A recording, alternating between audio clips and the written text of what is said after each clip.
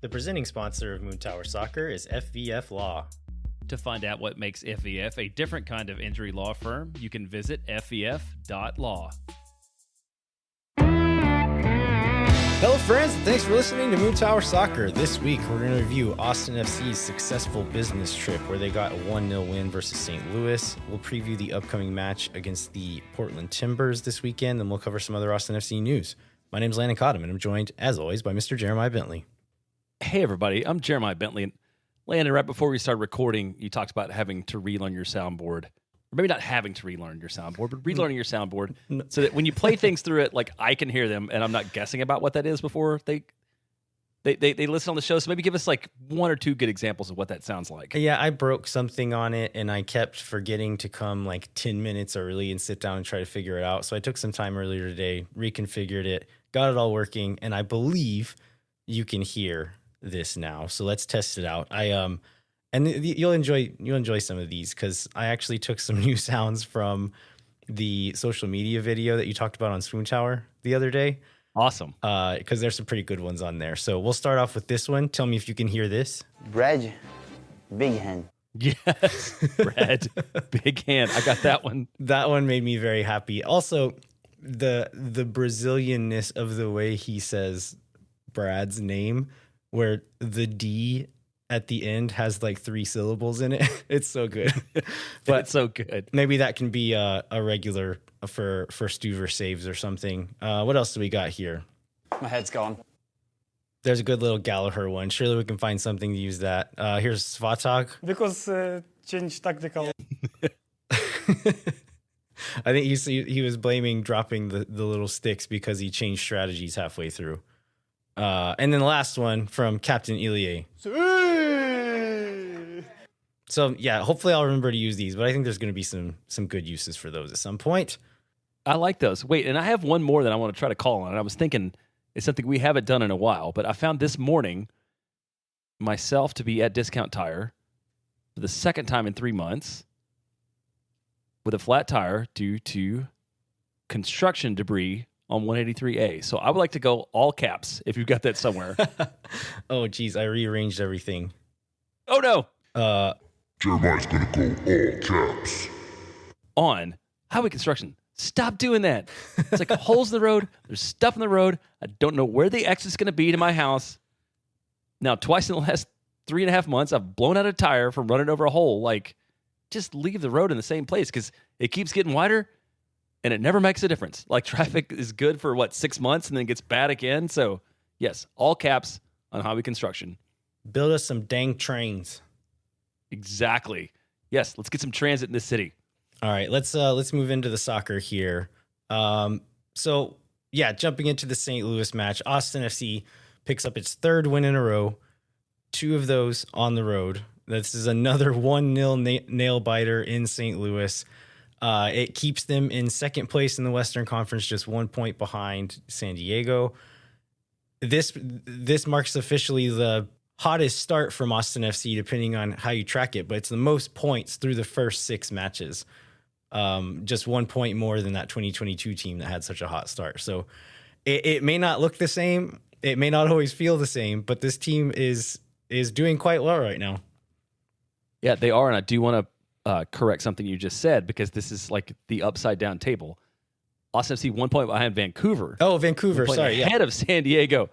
As everyone predicted, Vancouver, Austin, San Diego, Minnesota being the 4 clubs leading. Well, Minnesota, actually, I think people thought were going to be good. But yeah. Not exactly anybody saw this coming 6 matches into the season. But, it's at some point it becomes a trend, right? Like, you just keep picking up these 1-goal victories. And I saw some data or some charts today. Like, Austin's underperforming goal expectations a little bit, which we'll probably get into at some point. But this seems kind of real. It's a very nerve-wracking way to win as a fan. I think we talked about maybe the worst outcome being a 0-0 draw on the road, which looked like it might be for a little bit. But Austin ends up picking up the win. I want to talk about the second half, I think. So at the half, Austin was trailing possession 49-51 to St. Louis. Second half, St. Louis has 77% of possession, 13 of the 14 shots in the second half. And especially this is, I think, even more pronounced after the restart. And I meant to go back and look and see if I could figure out exactly how lopsided it was after the restart, because it seemed like even more so. Was this Austin not wanting to play with the ball like the last couple of weeks, or Austin unable to get on the ball? Because to me, it seemed like it wasn't that Austin wanted to cede all the possession. I think they were things they were trying to do, but it really seemed like St. Louis, and St. Louis particularly the subs they made, like able to control the game, and Austin kind of white knuckling it to the end anyhow. Yeah, I think it is a little of both. Estevez did say, like, yeah, we wanted to have more of the ball in the second half and just couldn't do it. And that Austin FC was just playing a little bit too cautiously, and that he feels like they're kind of like feeling the weight of bad seasons in the past. And so that when they get that goal, they're just holding on for dear life to get the win. And maybe for that reason, being a little bit too cautious in trying to keep the ball a little bit more. Because another thing Estevez said in the press conference is that we need to get it into these players' heads that you can defend not only off, like when you don't have the ball, but you can use the ball as a defensive measure as well by keeping it away from the other team, and that they need to kind of take on that mentality a bit more. But he thinks that will grow with time, with confidence, with just playing together a little bit more. But I do think it was a combination of factors that kept the ball away from them, and not necessarily a choice by Estevez. Yeah, and then we get this question, I think it was from Don Hawk. Was this on Blue Sky? Yeah, I think, it was. about the difference between this game and San Diego, which I think is kind of instructive toward thinking about the way this team wants to play, maybe the way it was forced to play. So get into that a little bit. Yeah, Don was essentially saying, like, tactically, why did the game plan more or less look kind of the same in these two games, but we got a bunch of chances against San Diego and not that many in this one? I think it primarily had to do with how San Diego play, and they like to have the ball, pushing numbers high, working their way up the field.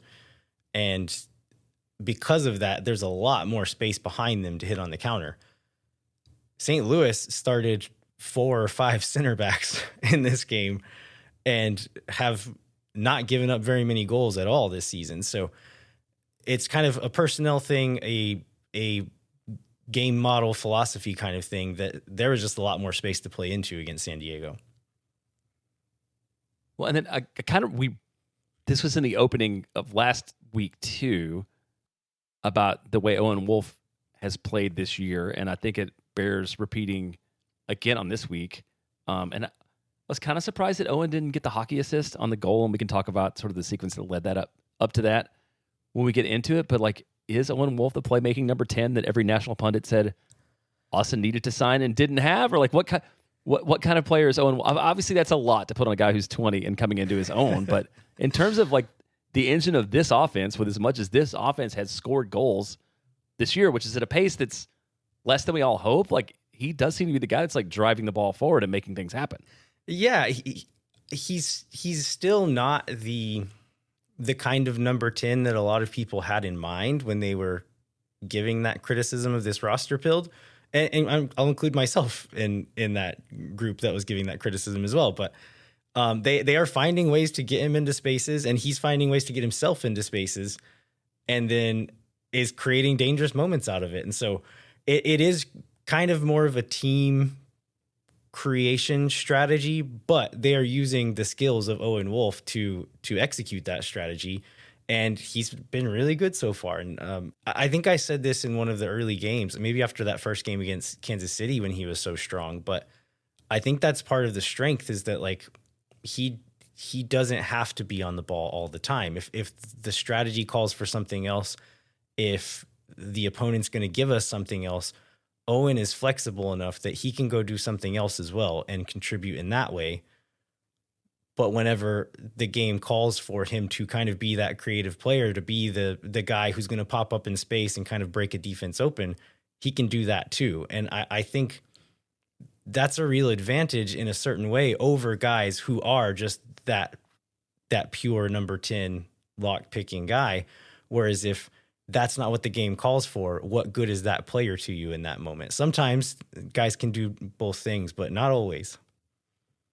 Yeah, and that's a really good point about when not really early in the season, but when we coming into the season, we would talk about, can you really like find the opportunities sort of out of the collective? And I don't know if that we talked about Owen a ton as being part of that collective, so it's good to see him to be able to do that. And then who had was on he brown hair last week in Platinum this week too? Sorry, just to get on the hair comment. Yeah, and I think he's growing it out a little bit and freshly dyed, which made it hard. I was at the Los Verdes watch party at Radio East, watching on an outdoor television, and Uzuni and Danny and Owen all had kind of fresh dye jobs going on, and it was very difficult to tell them apart in certain parts of the game on that TV. But talking about Owen Wolff again, like who had on their bingo card or who was predicting that Owen Wolff was going to be an unbenchable attacking midfielder for this team this year? That's not what we were saying, right? No, not at all. So the development is just, credit to him and credit to Nico for getting out of what he has been able to out of him.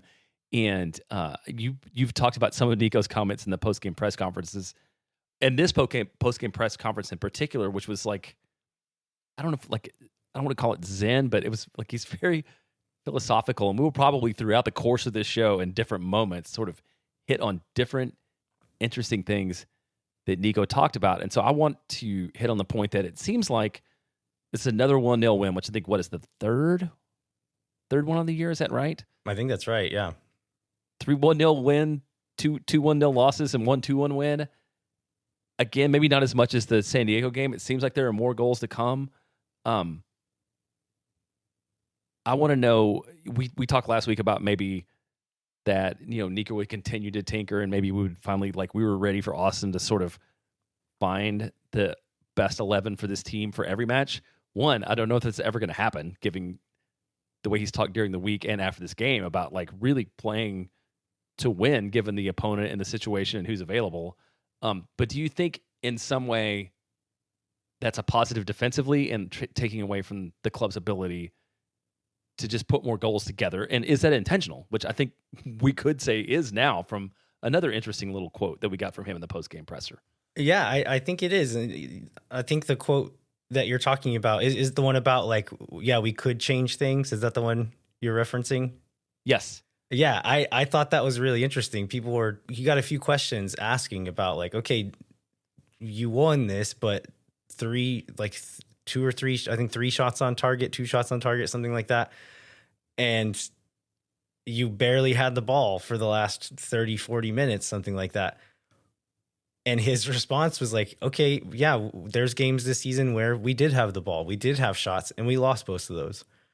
And so maybe we could change the process and try to score and probably concede more. But I feel like the way we're doing it now gets us more wins. And then referenced the goal that they scored in this game. He said, this was not bunkering and countering. We played from Stuver into a really dangerous position in front of their goal. And we've done things like that several times this year and just haven't gotten the goals.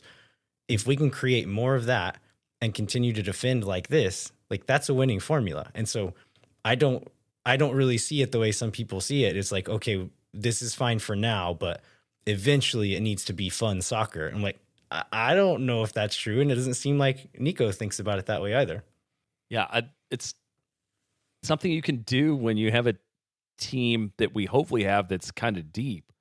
You have this depth, but the margins are thin, and it's stressful as a fan when that's the way you're winning. Yeah, for sure. But we'll get into it when we talk about the main match events and get into that goal, because I think he's right. I think that is a thing that can fit into this game model. And so we'll talk about what happened there and kind of how it fits there. One last thing I wanted to talk about is power rankings. I know this is the thing that we don't talk about much, and I would recommend most fans don't take too much stock in, but they're kind of fun to look at. Anyway, Austin has stayed kind of middle of the table. Some folks have us slightly higher, but we've now beaten 3 games in a row teams that were ranked higher than us in most people's power rankings. What if you're a power ranker, who's skeptical of Austin, what do you do with Austin now? I mean, if you're a power ranker who's skeptical of Austin, I'm sure you look at some underlying numbers. I think Austin is a little bit, if I remember right, under XG, like a little bit lucky to not concede, and you just say like eventually it's all going to work out. This becomes a problem with power rankings. It's like it's so much that everybody ranks everything on last year, and you have to make these big dramatic jumps over half a season for people to really make like fundamental changes to where teams are in the power rankings, and that's why power rankings are dumb for me. But go ahead and follow up on whatever you were going to say. Well, I was going to say, if we're talking metrics, I believe we're still underperforming our XG. True. And so if we're talking that, it's like, okay, maybe we should have been higher all along.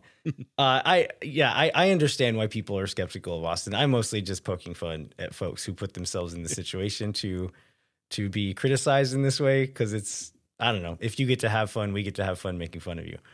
But yeah, it is kind of strange to have scored so few goals to be so high in the table and not feel like we're there because of luck. Like, feel like they've earned their way to that spot so far. Yeah, I think we've mentioned this before, but the fact that Austin spent $30 million on attacking players and seems to be leaning into being the best defensive team in the league at the same time, I think is the real disconnect, but it's working. So to the point that you talked about the things that Nico said, like, why would you mess with this winning formula just for the sake of scoring more goals? All right. Well, I think we can take a quick break. We'll come back and break down the rest of the St. Louis match. So hang tight and we'll be right back. When no one is around.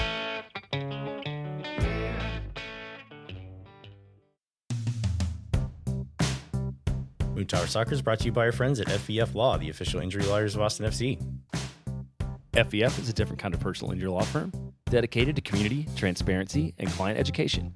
And they have their own podcast called Summary Judgment. You can check it out wherever you get your podcasts. And I want to talk about the community part again, because I feel like they do everything. Like they're there for music, they're there for dogs, they're there for parks. Dudes are on TV. Like, I mean, you could not, nobody in this city, apologies if we have other friends who are lawyers who are doing the kind of work that FEF Law is doing. So thanks so much to them for what they do and also for supporting the show. You can go to FEF.law to find out what makes FEF a different kind of injury law firm and why understanding your legal options can dramatically change the outcome of a case. Once again, that's FEF.law. Amplify Credit Union is a member-owned financial cooperative that served the needs of Central Texans for over 5 decades. As a credit union, Amplify has no shareholders or parent companies. That means more of your money stays in the community. Amplify has been the home of fee-free banking since 2022. Their free checking accounts come with 0 overdraft fees or minimum balances. That means Amplify's fee-free checking accounts help you get more mileage from your everyday spending. Amplify membership is open to any Texas resident. Learn to trust your bank again at Amplify Credit Union. To learn more and to register for free parking at the Amplify Esperanza branch on game day, go to www.goamplify.com/moontower-soccer.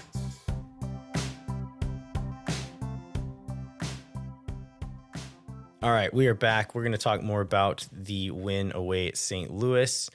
Jeremiah, what were the pregame narratives leading into this one?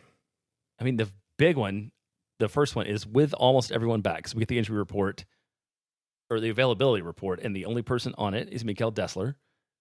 We also got the announcement that for the 3rd time this year, Raleigh Thomas has been called up to the first team. Although for the 3rd time this year, he will not see the field for the first team, but hopefully he's getting good experience traveling.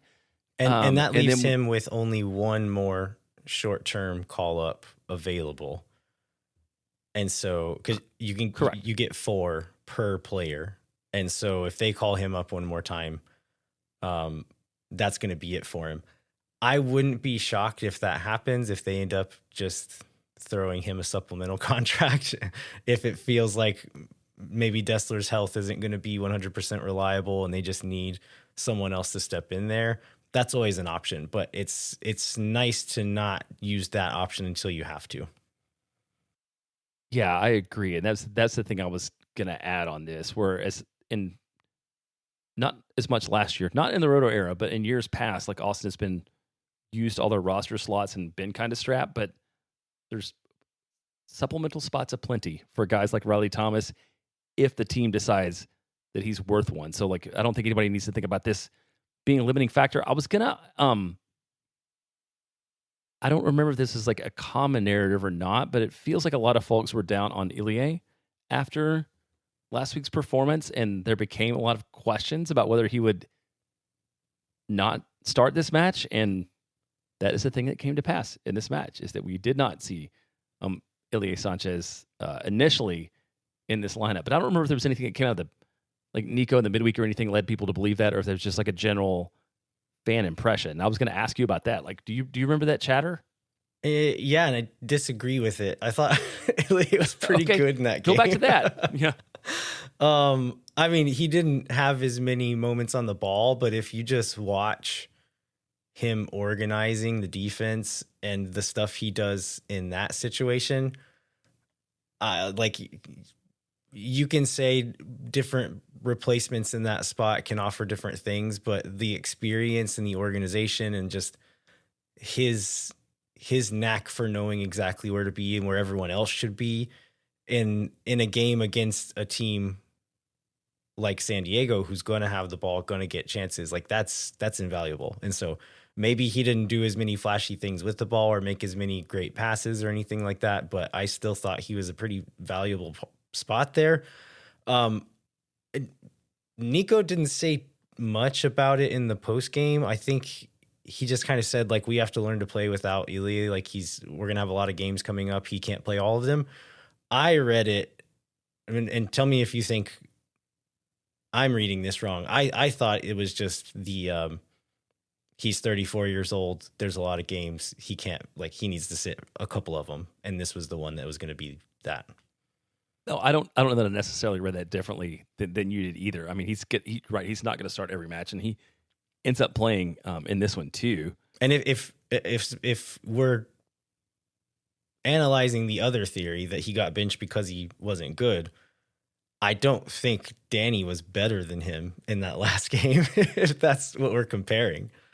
No, I think it's a good point. Then I guess on the St. Louis side, we had a depleted St. Louis squad. I think they missed like 7 people on the report, either between being out or being questionable. To answer the lineup question, so Ilie doesn't start. We get Stuver at the back.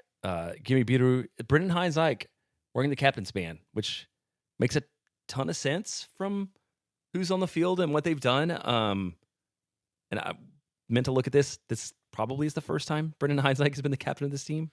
I kind of think he wore it in a game where Ilie came out, but I could be thinking of preseason. I know he wore it at least once in the preseason game, but I kind of think he put it on when Ilie came out of a game once. Well, that makes sense. Then we get Svatak and Gallagher also on the back line. The front 6 I'm interested in because I feel like I went to 3 different websites and got, as is often true, 3 different like sets of who was where, whether it was a 4-4-2 or 4-3-3. And I'm pretty sure Fat Mob like had it one way yesterday, and when I went back this morning, had him like in a different formation. But regardless, I think midfielders Pereira, Sabovic, Wolff.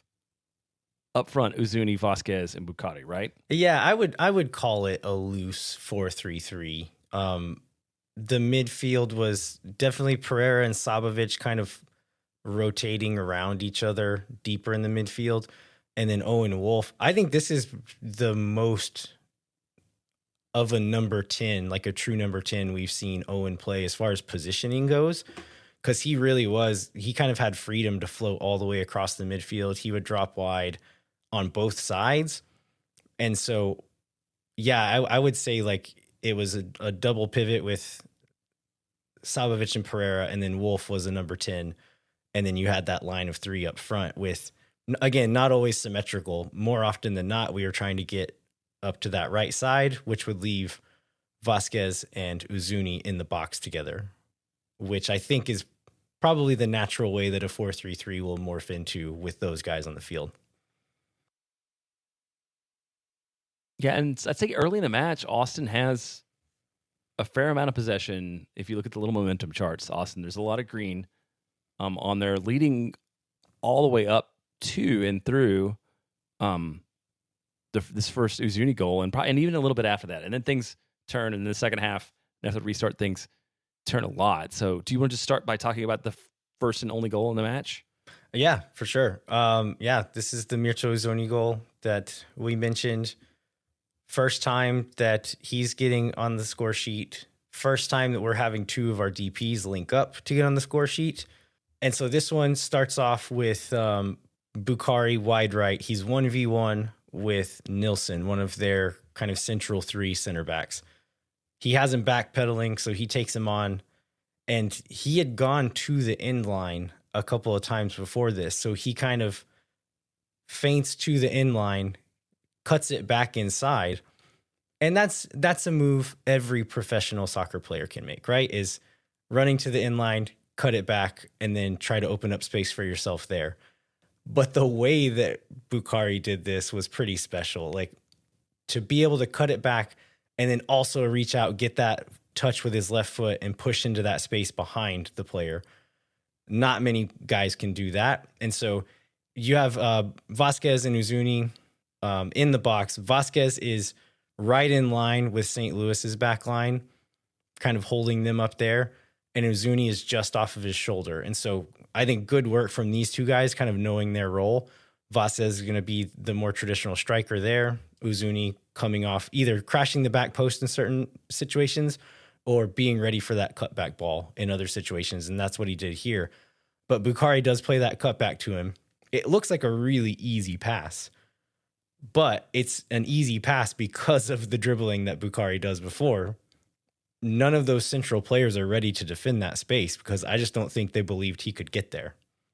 I think it's very fair. I was going to say, like, everybody could cut back, but the way he was able to do that with traffic before he got there and then able to get the ball across is great. And then really smart move from Uzuni to understand the best course of action once that ball comes across and get that ball on frame and get that ball in the right spot. Because I feel like this is the kind of opportunity that up to this point this year that Austin FC has had, and then that ball gets skied over the crossbar or kick straight into the keeper or something. And then like this, at this opportunity, he thrives on it, which gives now, I guess, every DP at this point has had one goal and only one goal.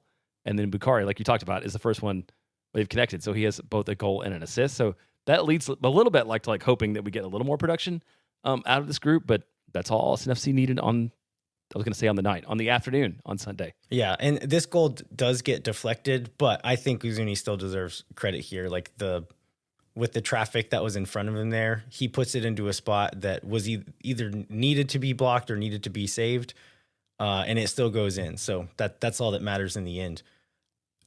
Estevez mentioned this goal in talking about how this game model can still get goals. And so I want to look back at kind of the start of this goal. And it starts from a goal kick. So they do one of those just little short touches where the center back touches it back to Stuver. And it looks like they're going to try to play out of the back. Stuver ends up being pressured. So he hits a ball upfield to Vasquez. Vasquez brings it down with a clean touch. As pressure's arriving, he squares it, 15 yards over to the side where Owen Wolff is. He has a lot of space in front of him. So he turns, takes a few touches, notices that Bukhari has pulled a center back wide because St. Louis had pressed up high thinking, okay, Austin's going to play out of the back. Let's go get him. But what ended up happening is the players who would normally be marking Bukhari wide aren't there now. So they're now pulling out one of those central three center backs quite wide. And so Owen sees him, plays to him, and then it ends up in the situation that we just described. But I think this is the other thing that Estevez has said. This is what we want to do. It's not just the defend and counter thing. It's this part of the game that I think he wants to see more of, which is being patient, having a little bit of possession, drawing the opposition towards you, and then opening up space between those lines so that you then can play more vertically. You don't have to, once they get up there, you don't have to hold the ball in your space and wait for the perfect thing. Draw them out, spread those lines out, and then play forward. And it's almost like you're creating a transition moment. because you have them out of sorts. Even though you didn't take the ball off of them, you didn't counter press and win it and then go. You had the ball all along, but you can still hit them vertically, hit them quickly, and get them out of shape and take advantage of that. When you talked about how it seemed like it was going to start, it seemed like the motion started when playing out of the back. Do you think it's important that, I'm answering my own question, it's important sometimes you do that slow build out of the back and sometimes you do plays like this so that the other team does not know how to react, which in this moment really helped Austin with what they were trying to do because all those movements that you talked about like paid off. But if this happened every single time, then you wouldn't necessarily get this outcome. Yeah, and I think it's what Estevez was saying in the press conference is we need to do this more, and then we need to be brave enough to do this in situations where it's scary. Like, okay, we're winning 1-0. They have a million players around us. Can we do it then? I think that's the growth for this team. That's where they can change and get better and continue to improve without blowing everything up and changing everything. It's there. They just need to take more advantage of it. And I hope Estevez is right that it's just a matter of time. It's a matter of chemistry. These guys learning to play with each other and then also gaining confidence. Wins earn you confidence. I'm sure these players do, like the ones who are around, carry that baggage of 2 really bad seasons in a row that whenever they have those 3 points in their hand, they're cradling them like a fragile little egg and are terrified to drop it. And they need to have the bravery to maybe toss the egg over to their friend and believe that they're going to be able to catch it and cradle it as well. Have you done corporate team building lately, Landon? Is that what this came up? No, and you need, this is I don't know. I want to know what you think about this. I thought this was a really funny quote from, and confident and many other things from Uzuni when he describes his play. Oh, Uzuni, He's this press conference was one of my favorite things that's ever happened in Austin FC. This was great. Sorry, go ahead. All right, no, you go for it. You're fired up about it, and I want to let you have the chance to do this, and then I will follow up with my additional commentary. I just think Myrto Uzuni is a fascinating human being. I don't fully understand him, but I'm fascinated by him. He is cut from a different cloth than most humans I've ever seen. He speaks very bluntly and very directly, seemingly no matter who he's talking to, whether it be the press or about. Yeah, there you go. But on this goal, he is saying, I was telling Buka to pass me the ball because 2 times before he had his head down and he shot instead. I told him to pass it to me because I'm alone. And then there's a quote, something along the lines of, I see the game better because I see everything. And when he said it, I was like, maybe he's trying to say like, okay, from my vantage point, I'm not on the ball. I'm a little bit over here. Like I can see it better than you can in that moment. The more he talked and then kind of said the same thing in Spanish, I'm like, no, I think he meant I see everything. Yeah, you did. Which, for a man that wears a tuxedo jacket and a T-shirt to his opening press conference, we shouldn't be surprised by. He was unique. But yeah, I kind of love that about him. And like we mentioned, I think we'll probably use, just like we're going to talk a lot about the things Nico said after the press conference. For a 28-minute post-game press conference, I feel like it was so rich with content about the psyche of the coach, of the team, of individual players.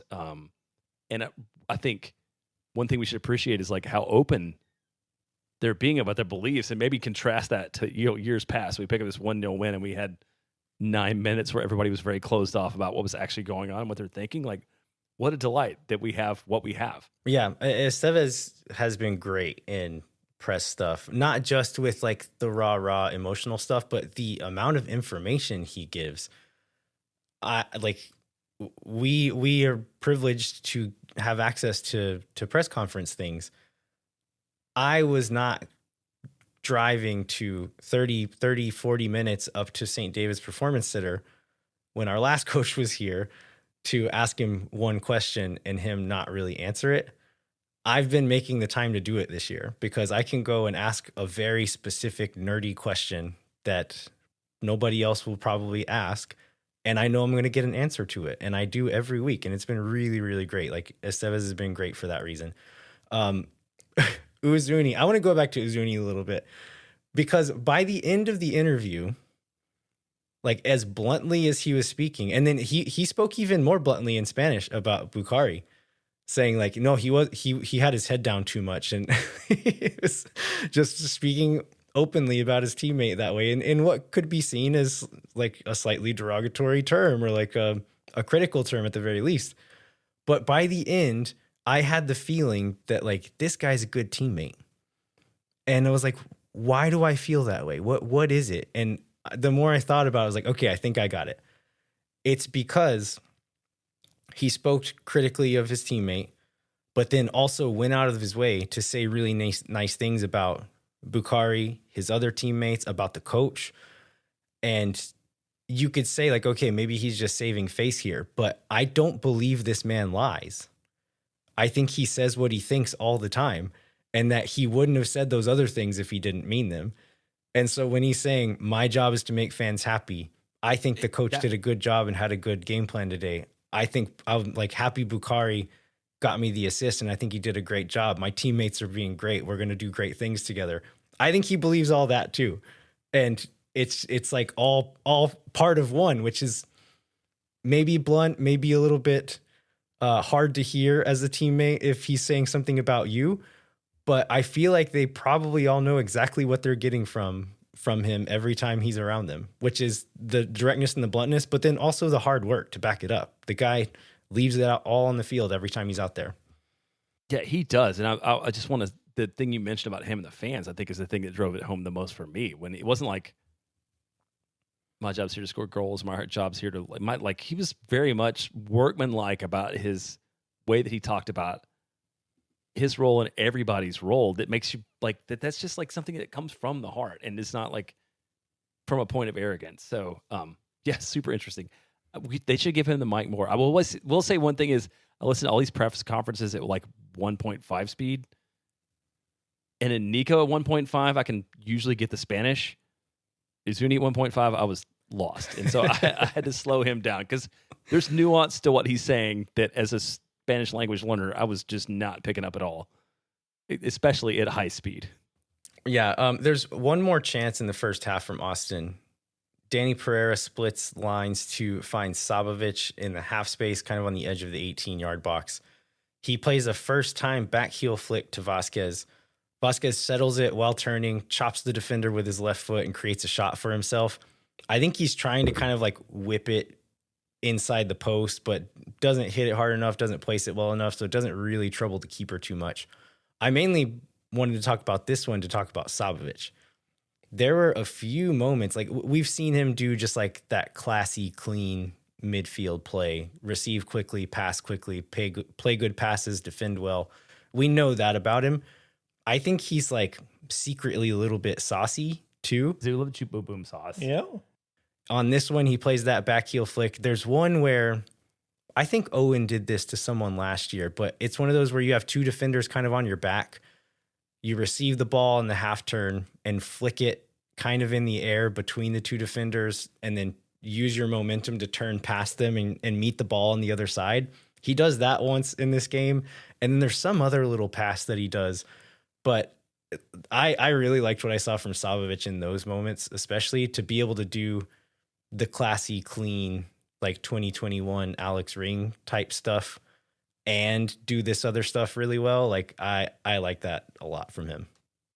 I feel like he's lived up to like the things that you said about him from watching like film that I don't know that all the rest of the fan base saw, like the best parts of it. So we get to the half here. Possession's kind of 50-50. Game's 1-0. We get in the second half. That stops being true, right?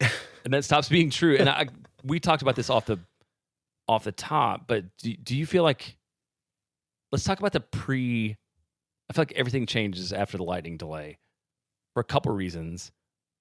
One is that Klaus and Ostrak come on, and St. Louis is definitely very interested in scoring goals, no matter what.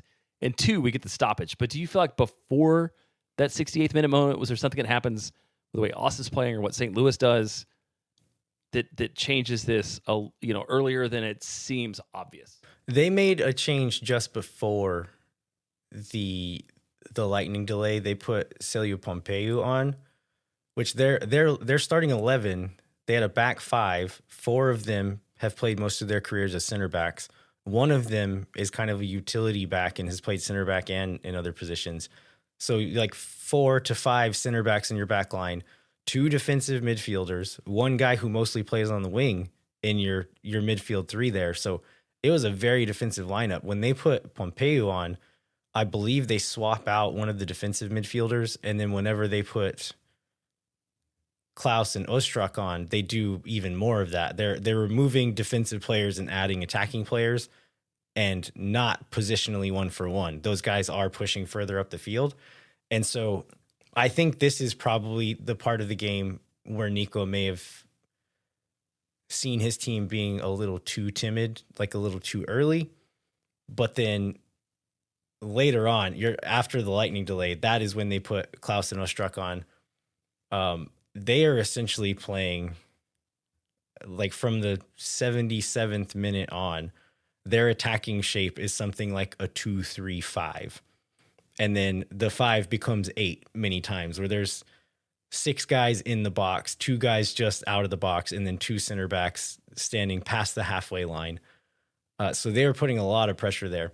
I think I was under the impression that shift kind of forced Austin to drop back a little bit deeper, but it seems like that was a change they kind of made on their own after a certain point, where the defensive shape went to like a 5-3-2 or a 5-4-1 at times, even, where Owen was dropping back into kind of like the left wing back position and was defending in a back 5.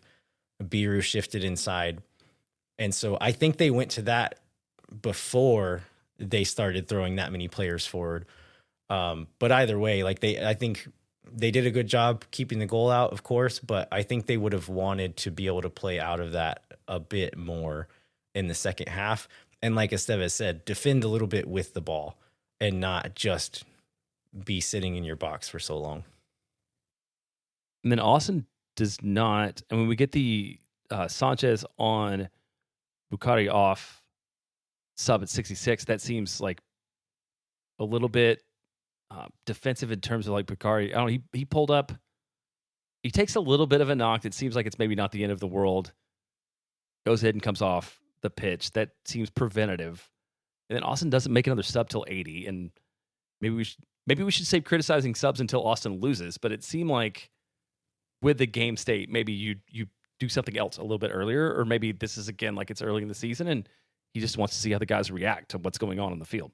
Yeah, just to go back to Bukhari, Estevez did say it was just cramps and that he's fine. That he just put in a big shift. He started cramping and asked to come off as a preventative measure. So nothing to worry about there. I mean, what kind of subs would have made this game different? Yeah, I don't know. It's always hard because like subs, if you think this team had any chemistry at all, you don't want to break it. I mean, I have a very pragmatic, like bring Rubio on to shithouse earlier and not wait till 90th minute is one. And then I was just following the sequence. I think that Ilie coming on with Bukhari coming out sends one message because it shifts like where everybody is on the field.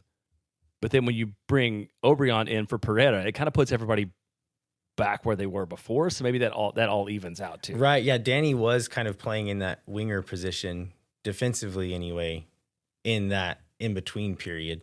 And so, yeah, there maybe could have been like a better like for like swap there.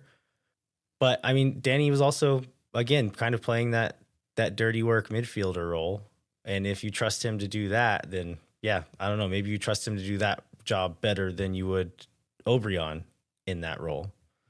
Yeah, that's fair. All this to say, Austin sees it out. Brad has, I think, just a couple of big. He was good. One great one in the big save, 52nd minute, something like that.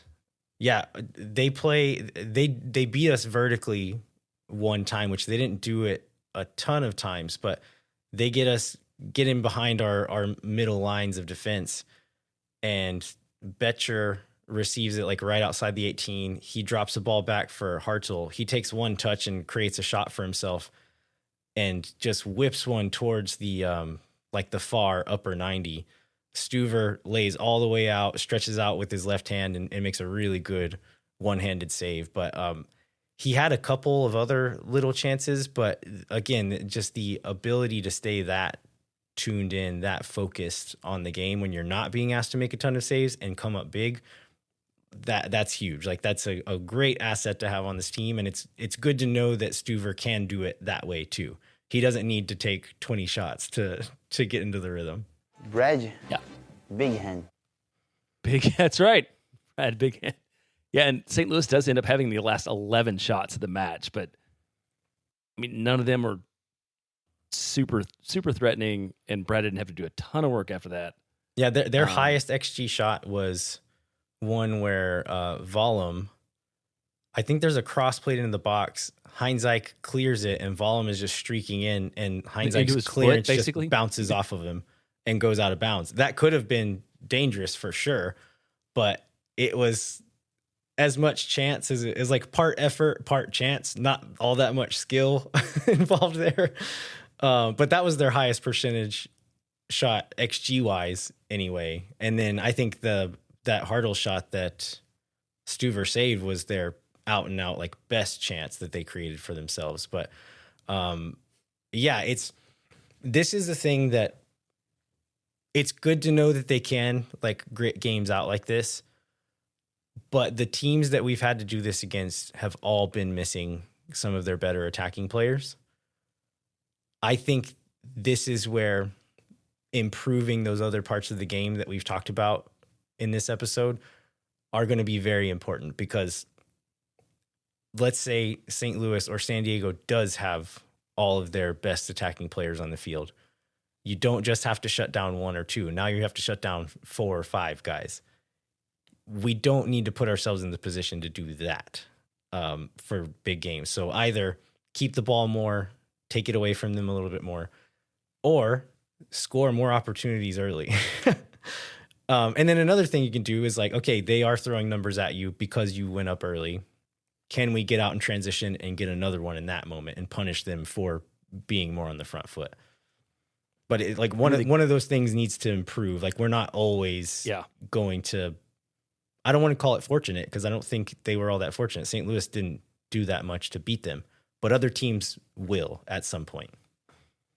Yeah, and that's where these, like, every point counts the same, whether it's week 1 or week 6 or week 25. And so the more you stack these points up from a position of privilege while the team's still figuring out what they're going to be able to do, and while hopefully you would expect that Austin's going to get more than a half a goal a match from this attack that they've invested so much in, like this is a great place to be in, as opposed to being in 9th or 10th and like trying to chase the playoff line all season long, to do this while you kind of figure it out. So it's good for Austin to be up 1-0, because we kind of forget these sometimes. We get Brendan Hines-Ike and Myrto Uzuni both on the bench for the team of the match day. Thought Hines-Ike was particularly good, and I saw somebody compare him. This is probably too much at this point in time, but somebody somewhere was like, is he the next Brad Stuver? Like a journeyman that comes to Austin and thrives. Because I don't know that anybody was just super excited about Brendan Hines-Ike coming to Austin at the point in time when they signed him. And he's been the team's best defender for most of last season and 6 matches so far to date this year. Yeah, I think it's a decent comparison, because Hines-Ike has been good. Austin FC Communications Twitter profile today posted that Hines-Ike had 12 clearances and won all 7 of his duels. There's several moments throughout the game where he comes up big in one way or another. A ball goes into the box, it's coming off his head. This happens, he's there to stop it. That happened over and over and over throughout the game. I don't think we can say like Hines-Ike is on the same level as Stuver, where I think Hines-Ike is a good defender inside of a good defense, where Brad Stuver like probably bumped us up several spots in the table many years in a row so far. I don't think Hines-Ike is going to do that himself, but I'm pretty happy to have him on the team right now. I'll just say that. Yeah, and then we talked about Uzuni a lot. I thought there was this post-game comment. He says a lot of stuff in the post-game, but there's one part, and I don't have it exactly right, but he was talking about sort of like what his focus is in life and talked about sort of committing to sport. And I got him to talk about maybe making bad decisions at some point in his life and his youth, which is where he had to focus in the game now. I don't know. Do you think he's killed a man? And that's why he that's why he talked that way? Because I wouldn't put it past him.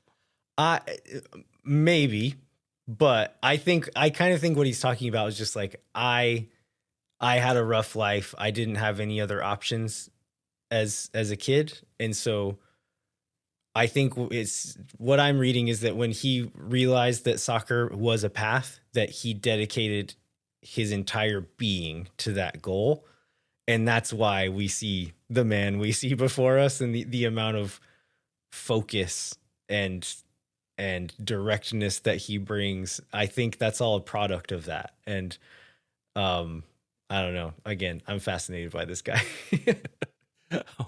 Are there any other like players or moments you want to talk about before we go ahead and take a break and sort of get into the little bit of news this week, along with referencing the Portland preview, which oddly will be 7 weeks into the season and have played Portland the second and last time. Somehow. Yeah.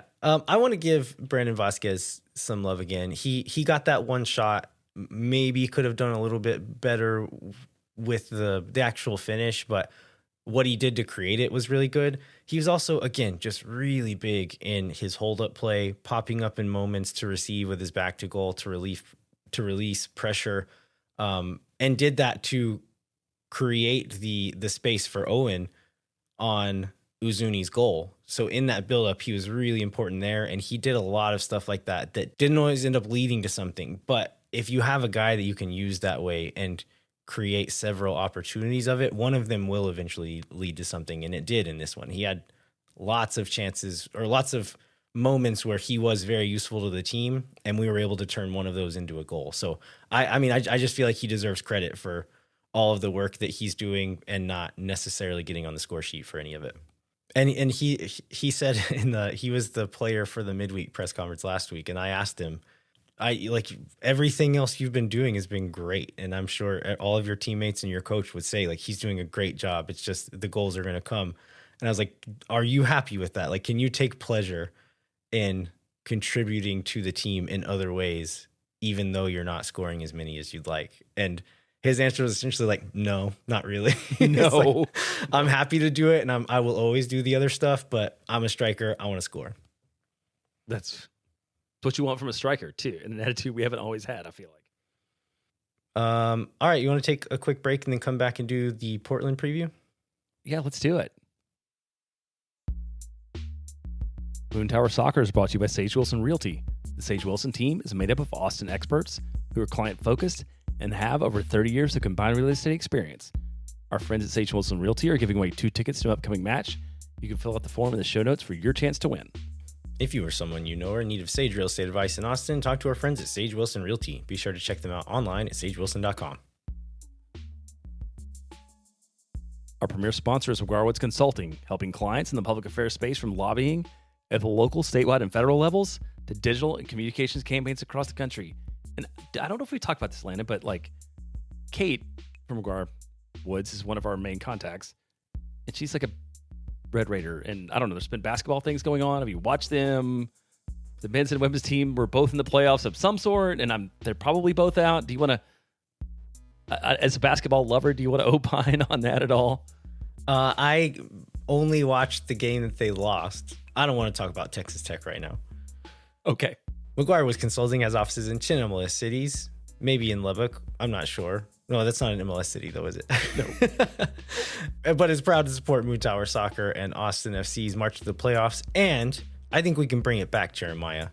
Their march to winning Copa Tejas. Heck yeah, 3 times. The most important trophy in America. Contact our friends at McGuire Woods Consulting at mwcllc.com for more information. All right, we are back. We have a few pieces of Austin FC news we're going to talk about, and then we'll jump into our Portland Timbers preview. Let's start with Mikkel Dessler. Just a quick update on his recovery from the hamstring injury. Nico Esteves told us last week that he had started running, I believe, on Wednesday or Thursday. So still, he didn't give us a timeline. I would guess that means it's still several more weeks before he'll be available for selection, but it seems like everything's on the right path and is going according to plan.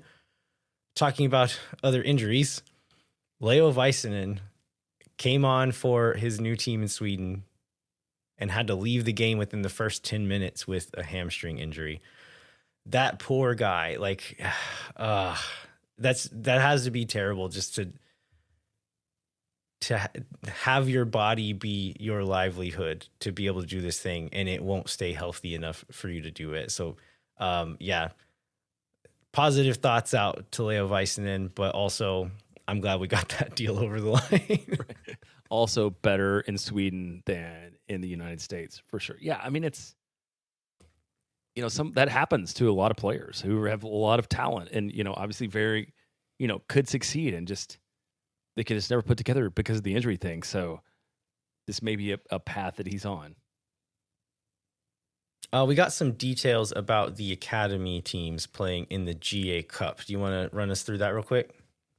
Yeah, and this is the thing David Goss loves more than anybody, and we may have had him on on the past at some point to talk about it. But this is a Premier International Youth Tournament, which happens in the middle of April. So this is April 12th, 20th this year at IMG Academy in Bradenton, Florida.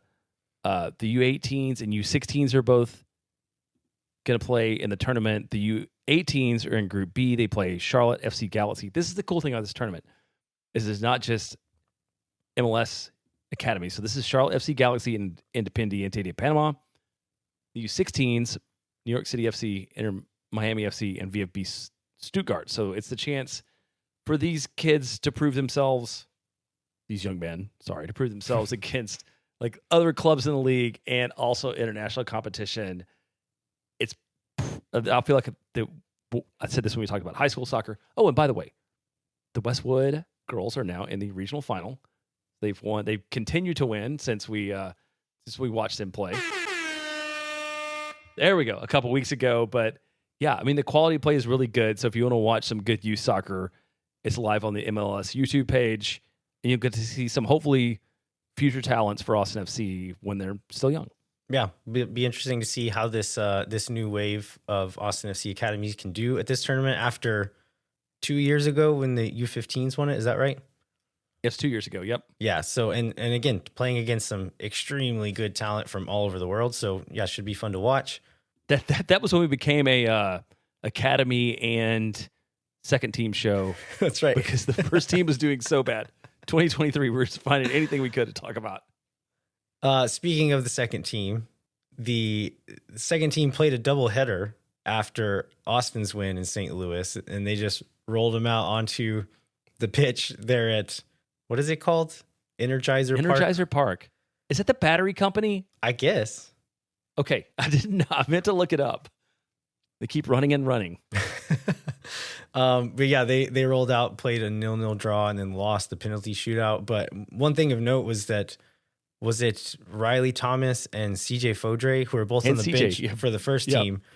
They just stayed there, warmed up a little bit, and then started for the second team in that game. Yeah. Yeah. I thought it was interesting, too, that they played in that stadium. And I don't know that will happen in Austin because we have Farmer Field, but I thought that was kind of cool way to have a doubleheader for them to both play. One thing I was looking out for in this one was if Duber Sarski might get some minutes in that game, depending on how much he did or didn't play in the first team game. He was not on the roster, so it seems like maybe that's not in the cards for him. But I was just curious if maybe if you have the opportunity where they're in the same place at the same time and he doesn't get minutes, to just put him on with the second team and get him minutes there. But they may see that as a little bit beneath him at the moment. But I think it would be kind of fun to watch him just like dominate in MLS next program. Just go after it, yeah. Well, and would it be to the detriment of your boy Irvin Torres? Well, I guess they're not. They don't play in the same spot in the midfield. They can play in the midfield together. But yeah, the guy playing 6 for the second team right now, I think, is like a 23-year-old next pro journeyman at this point. So I don't mind taking his minutes. All right, let's get. as we mentioned, Austin is playing Portland again. This one is back at home for the Timbers. This is on Saturday for those of you who've gotten used to Sunday matches. But the time is weird. Yeah, Which is worth noting. 6:45. Yeah, I think it's a Fox game, so we're not getting the standard Apple TV time. So 6:45, I would imagine that means like an actual 6:54 kickoff or something like that. and the third straight Fox game, right? Then, because weren't the Sunday games both Yeah, I think Fox that's games right. too? And the one thing, I mean, people will complain about Fox coverage, but you get a little bit of a pregame show, and then when there's a lightning delay, you get alternate coverage on Fox, and you don't see the 15-minute looping video of 15-second looping video. Yeah. Oh. And as much as I love our buddy Paul, I've seen him enough in real life. Get I've out of seen here, him 200 Paul. times. Yeah. So Get out yeah, of here, Hans Zimmer. this time they chose to show was the 20 they played the 2024 MLS Cup final during this break. So it was LA Galaxy against Red Bulls, which I forgot was the team they played against in the Cup final, but that was what Fox played during the break. And then apologize for the pickleball starting late because that was what the Austin FC game was holding up. They had the Apple TV broadcast on at Radio East, so we just got that 15-second loop of that song over and over. Oh man. But you finally learned Arabic, right, from reading Yeah. that section.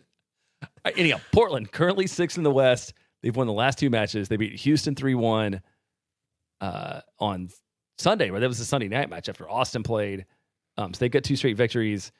The last they again played once this year, I believe in the 3rd game of the season. This is a 1-0 win by Portland in Portland. David Acosta's first action. I think he played 30. He didn't start. He played maybe 30 minutes ish. And this one picks up the goal, kind of a nutty goal if I remember right. That was the one where the defense thought Stuber was going to get it, and Stuber thought the defenders were going to get it, and then it just went into the net because nobody did it. If I remember right. Yeah, that's right. It was also one where like Portland did not really create much else in that game and had fewer shots, fewer big chances according to SofaScore. But yeah, just got that one moment there late. And so you'd think that Austin will have a decent chance of maybe replicating that thing with their new form and maybe steal 1 or 2 goals this time instead of scoring 0 like they did last time. And with it being at home, right? So we're going to be back in Austin. Because I think you cannot discount enough, in this league, just given the form that teams have at home and on the road. So maybe go into a little bit about what has changed in the 6 weeks or 5 weeks since these teams played last. Yeah, they were missing quite a few players in that one as well. A couple of players on their back line, most importantly, Kamal Miller, who has been back. I think he just had a red card. He wasn't injured or anything, but he's been back and has started most of those games. Jonathan Rodriguez, I think, is still out and will probably not be available for this one either. But Santi Moreno, who is a really tricky little winger that they've had for a couple of years now, he is back. And since he's come back from injury, they've changed the shape that they've played. What we saw when we went to Portland last time was kind of like a 3-4-2-1 look with Forey playing left wing back and then Anthony, who's normally a winger, playing as that right wing back. Since Moreno has come back, they've pretty much exclusively played more of a 4-2-3-1 look with Da Costa playing as a 10 and kind of floating all over the place. So Moreno is a really tricky winger. He's fast, but also a good dribbler. And so he's going to command some attention normally on that right side. Anthony on the left side, who is kind of the profile that we hoped Rigoni would be, of like more of that straight line runner, can get in behind, can also crash that back post and poach goals or get on the end of balls because he has decent size as well. And I think he scored 2 in their last game and has 4 overall in the season. So he's in a really good run of form as a guy who has kind of been a role player for the last year or 2 that he's been in Portland. And so Felipe Mora, their striker, is a guy who, if he gets chances, he can be dangerous and has little hot streaks where he looks really good. So they have more attacking power than they did this last time, and they're probably going to look a little bit different as far as shape goes as well. I think they're averaging like 47% possession so far this season. And so I'm curious how they approach the game going forward. But just given the ability of Da Costa, like the game plan is going to be get him the ball, let him create chances for those other guys. So how do you? I think the most interesting player set for Austin, given that set of facts, is in the midfield. Like, and how does Austin line up in the midfield to stop him? Because especially like at this point, with the back line is generally set, and I would expect to see no changes. Maybe Julio starts, but like I don't think about that. But like, who you're rolling out there to combat what Da Costa can do? Because you can't necessarily just like man mark him. Like he's all over the place, and you have to find like a variety of players to defend against him. So how much do you do that, and how much do you like ignore that and play to Austin's best, attacking shape against what Portland wants to do? Yeah, I don't know how much you shift personnel specifically for defending Da Costa.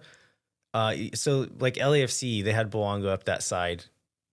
They had the midfielders dropping in or the wingers dropping in and double teaming Boango on that side. You knew where Boango was going to be at most points in the game.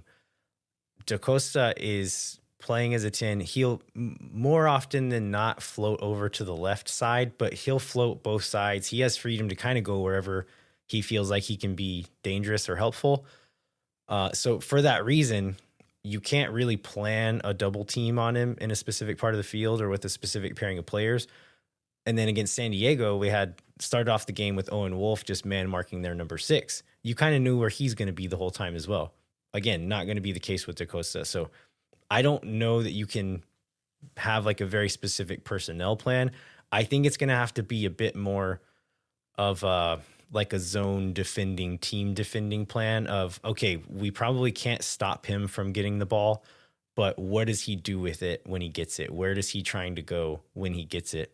And one thing that they hurt us with in the first game, and that in their most recent game against Houston, that he'll float out wide and either look to play a cross or a ball into the box with his right foot from out wide there, or play combination up one of those sides and try to spring in one of those fast wingers in behind our fullback, who oftentimes are pressing up on those wide balls. So I think that's going to be an interesting thing to watch for, is when we play wide and the fullbacks pressure that wide ball, which they often do, how do we defend that next movement? And in this last game against St. Louis, you would see Pereira or Savovich following runs into that back line, but it works if everyone's in the right shape and everyone's seeing everything coming. But when they get you just a little bit out of shape and then catch you in that moment, it's a hard thing to stop, especially with a guy like Da Costa playing the passes into those spaces. So yeah, I don't know what the answer is. I'm hoping Nico Estevez does.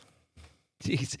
You know what, Landon? I think he may know more about coaching this sport than you or I do. I don't want to go down a limb here. I think he might.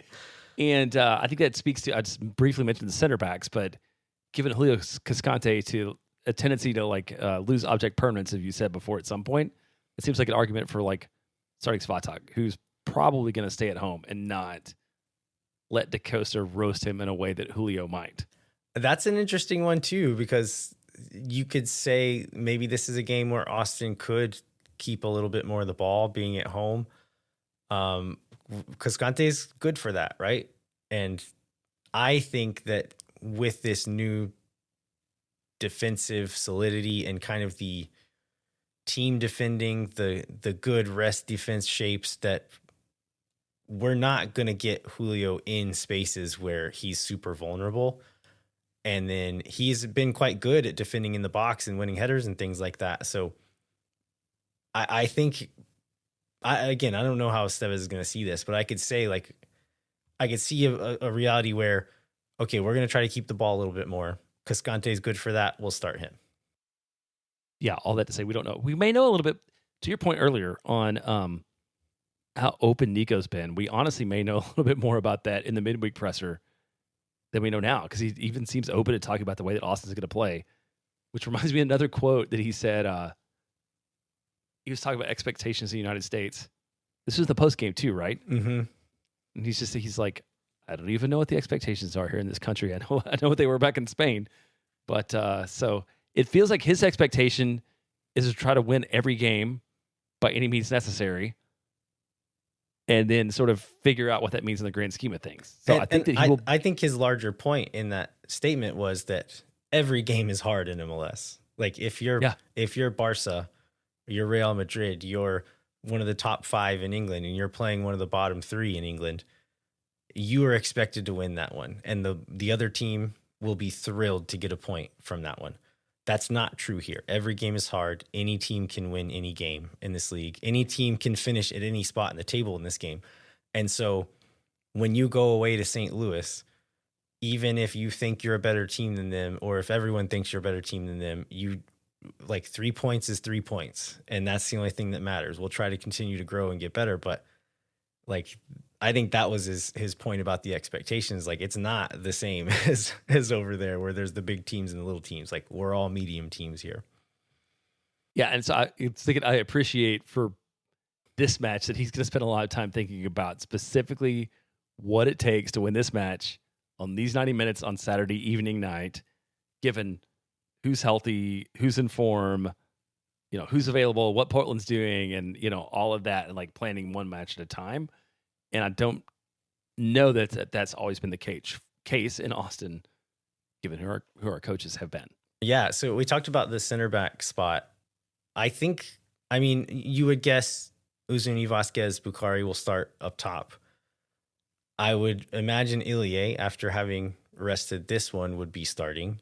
Owen seems unbenchable at this point. Yeah. We see Danny on the bench for this one and Sabovic starting next to Ilie? I think this is one. I think it comes down to what the coach thinks. Like, which of those guys? I mean, I feel like those two players are different enough that you think about what they offer, and coming back to like whether Austin wants the ball or not more, and then you make that decision based upon that. I think if you're gonna try to play with the ball more, I feel like you more likely start Danny. If you're gonna try to either play more direct or counter more, then you start Sabovic. I don't know which way they're going to Sabovic no matter what plan you're no going matter what. Okay, well, it's okay. Again, like it's great to have an option like Danny for when you need to rest Ilie, or when someone's injured, someone gets suspension or whatever. But if all things are equal and everyone's rested and everyone's ready and in decent form, I think you have to start Sabovic. I think I just really like what I've seen from him, and if he's ready to go, I don't want him taken off the field. Anything else on this Portland game, Jeremiah? No, let's go ahead and wrap it up and look forward to next week. All right. We'd like to remind you to rate, review, and subscribe wherever you get your podcasts. Come find us on the internet, wherever you are on the internet. I know I've been saying this for so long, you're tired of hearing it. We're getting close on the Patreon stuff. We hopefully in the next couple of weeks, we can put some photos out and like actually start making a push. We'll probably bother you at the top of the show for a few weeks. Kind of imagine like your public radio drives, something like that. We'll push it hard for a few weeks and then we'll stop bothering you. But we're hoping to get that up soon, and we're very excited about it. Thanks so much for listening. Next week we will be back to review Austin FC's match against Portland, and then we'll preview the April 12th match, which is away in Vancouver, and then cover any other Austin FC news between now and then. Until then, I'm Landon Cottom. I'm Jeremiah Bentley. We'll catch you next time. When no one is around.